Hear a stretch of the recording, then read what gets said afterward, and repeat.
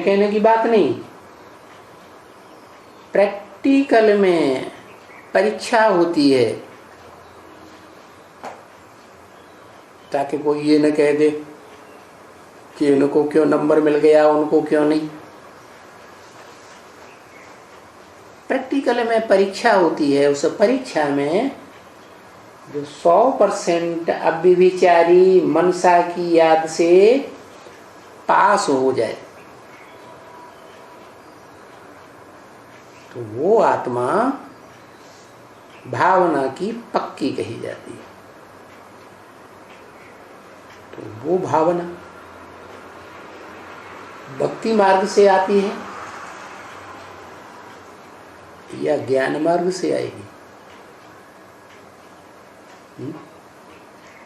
ब्रह्मा को साक्षात्कार हुए, साक्षात्कार होते हैं भक्ति में। तुलसीदास को, सूरदास को, रैदास को साक्षात्कार हुए, मीरा को। क्या स्वर्ग में चले गए? हेवनली गॉडफादर ने जो हेवन की रचना की उसका प्रैक्टिकल अनुभव किया क्या? तो उनकी भावना झूठी या सच्ची है? अंधश्रद्धा की कहें या श्रद्धा विश्वास पक्का कहें? अंधश्रद्धा। तो भक्ति में होती है अंधश्रद्धा, इसलिए कहते हैं ऋते ज्ञानान्न मुक्ति। ज्ञान के बगैर मुक्ति नहीं मिल सकती दुख दर्दों से। ज्ञान से आता है सुख और अज्ञान से आता है दुख।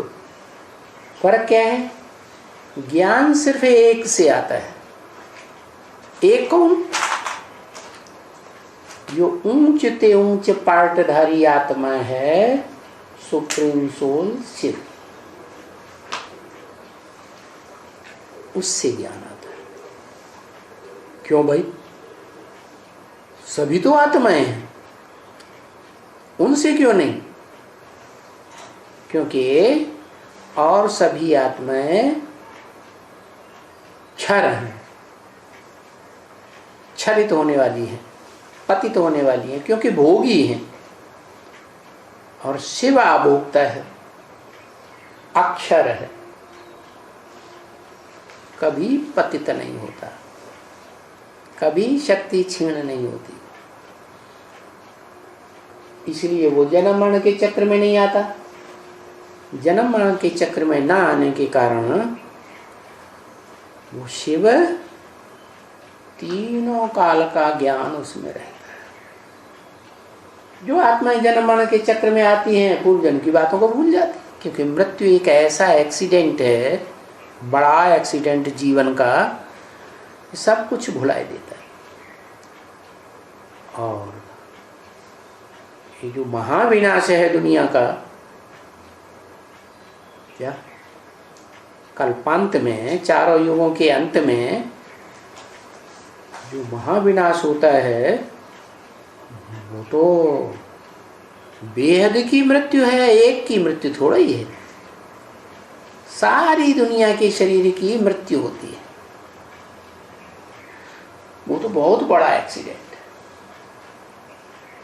इसलिए कोई कितनी भी तीक्ष्ण आत्मा हो, भोगी आत्माओं के बीच, क्षरित होने वाली आत्माओं के बीच, जन्म मरण के चक्र में आने वाली आत्माओं के बीच, इतनी भी शक्ति धारण करने वाली हो, फिर भी संग के रंग में, हुजूम में आकर के वो प्रभावित, कुछ न कुछ प्रभावित जरूर हो। इसलिए किसी कवि ने बोला, काजर की कोठरी में कैसो शयन हो जाए, एक लीक काजर की लागी है पे लागी है। काजर क्या होता है? हाँ, आंख में लगाया हुआ जो काजल है वो काजल किसी कोठरी में भर दिया जाए, उस कोठरी के 2 दरवाजे हो और कोई उसमें से क्रॉस करे तो कैसा भी होशियार हो, एक कण जरूर लग जाएगा। तो ऐसे ही है इस सृष्टि रूपी रंगमंच पर है तो हीरो पार्टधारी एक ही आत्मा, मनुष्य सृष्टि का बीज, परंतु द्वैतवादी द्वापर युग से हुजूम की हुजूम दैत्यों की आत्माएं इस सृष्टि पर उतरती है। और जो स्वर्ग में पहले से सतयुग त्रेता में रामकृष्ण की दुनिया में जन्म लेती हुई आत्माएं आती हैं, वो तो सुख भोगते भोगते ऐसे ही कमजोर हो जाती है। तो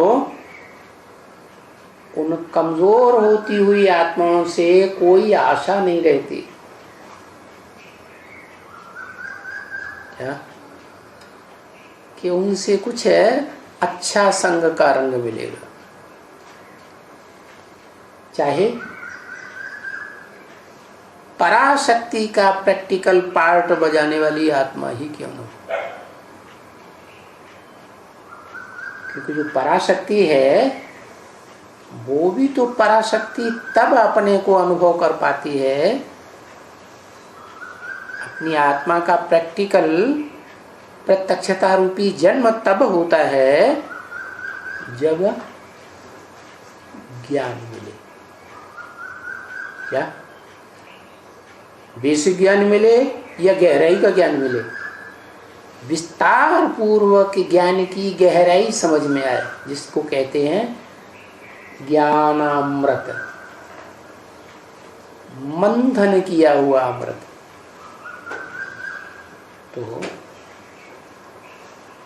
दादा लेखराज ब्रह्मा के मुख से जो सुनाया जाता है वो तो हुई वेदवाणी। ब्रह्मा के मुख से वेद निकले, लेकिन जो वेद भी हैं वो त्रिगुणातीत नहीं। क्या सत्य रज तम 3 गुणों से भरे पूरे हैं।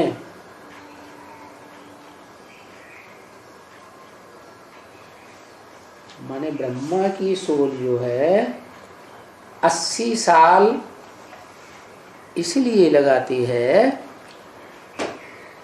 कि वो 3 गुणों से परे होने में, समझने में पुरुषार्थ लगता है,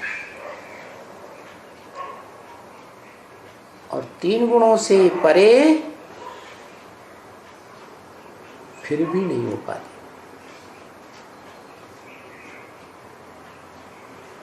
कितना भी कोई आत्मा उल्टी सीढ़ी चढ़े तो भी सतयुग में पहले जन्म में जाके पहला पत्ता तो बनना ही पड़ेगा।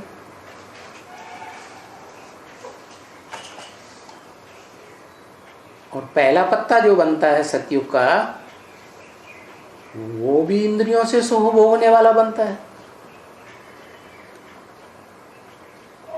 तो उसे जो जन्म देने वाली शक्ति है वो है परा प्रकृति। अपरा के संयोग से संपन्न बनती है। 5 तत्वों का शरीर भी हो और भावना परिपूर्ण वाली 100% भावना वाली आत्मा भी हो, तो उसे कहा जाता है संपूर्ण प्रकृति का रूप। 2 प्रकृति बताई, एक परा प्रकृति और एक अपरा प्रकृति। तो दोनों का संयोग है जो दीपावली पर आत्मा रूपी दीपक जलाए जाने की यादगार मनाई जाती है। वो तब मनाते हैं जब महालक्ष्मी की पहले पूजा होती है। महालक्ष्मी का मतलब ये है कि लक्ष्मी के दो रूप हैं, एक महागौरी और महाकाली। महाकाली माने महाकाल, जैसे महाकाल है एकदम पत्थर बुद्धि बन जाता है, ग्रेनाइट का पहाड़, ऐसे ही महाकाली भी है। अंतिम जन्म में उसकी सहयोगिनी शक्ति जगदम्बा और जगत पिता कहे जाते हैं। वो पिता जगन्नाथ कहा जाता है। तो दोनों ही शक्तियां मिलकर के जब संपन्न बनती हैं तो कहा जाता है महानारायण। ऐसे ही लक्ष्मी भी आत्मभाव रूप में पराशक्ति और देह भाव रूप में अपरा, दोनों मिलकर के महालक्ष्मी कही जाती है। महालक्ष्मी का जब पूजन होता है तब दीपक जलते हैं। नंबरवार पुरुषार्थ अनुसार दीपकों की अवली, अवली माने कतार, ये यादगार है दीपावली।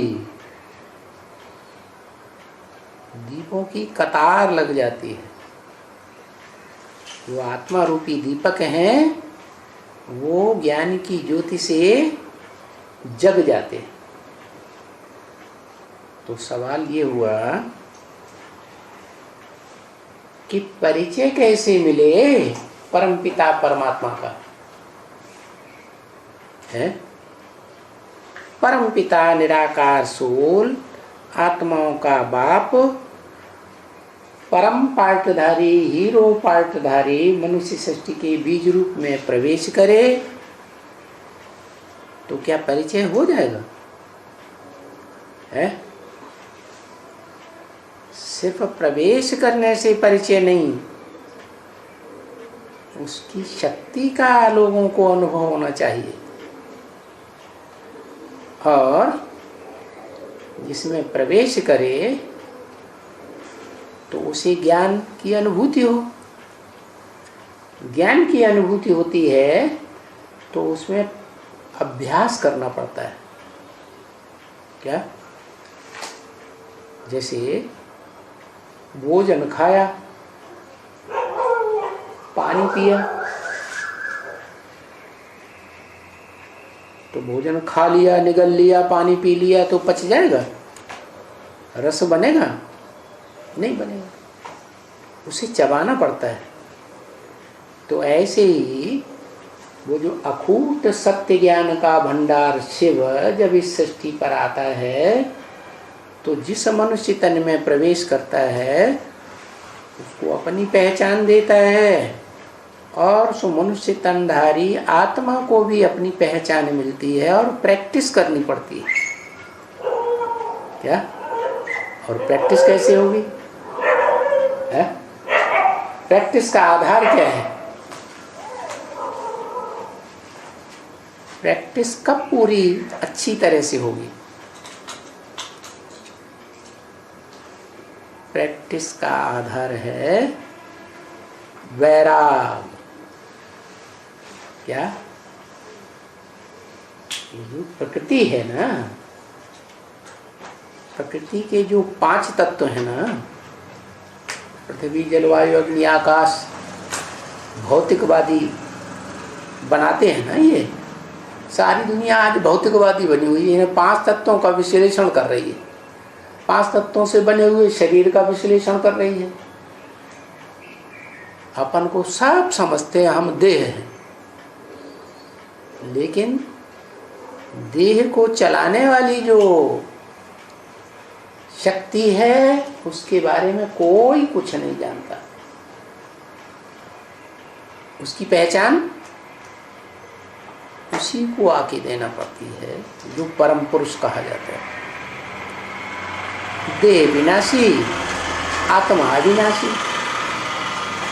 शरीर विनाश हो जाता है तो भी आत्मा दूसरा जन्म लेती है। तो वो परम पिता परमात्मा में प्रवेश करके परम पार्टधारी, हीरो पार्टधारी की प्रैक्टिस कराता, रिहर्सल कराता है कि बिना रिहर्सल किए हीरो पार्टधारी बन जाता है? रिहर्सल कराता है। और वो रिहर्सल उसकी तब पूरी होती है जब प्रैक्टिकल करके दिखाए।